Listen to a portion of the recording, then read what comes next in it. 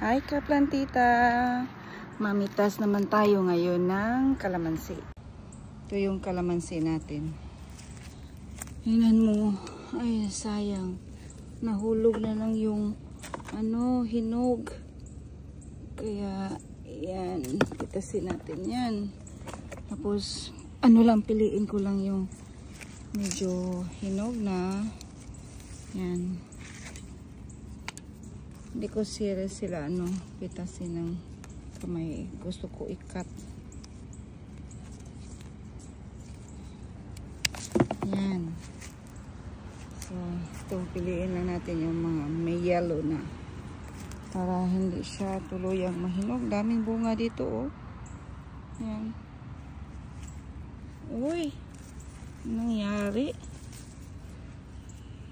Parang nakalbo na hinog. Nasunog siguro sa init. Yan. Sige, manguha muna ako. Ito yung napitas natin na kalamansi. Yan. So, gawin ko nito. Squeeze ko yung juice. Lagay sa jar. Tapos, lagay sa rack.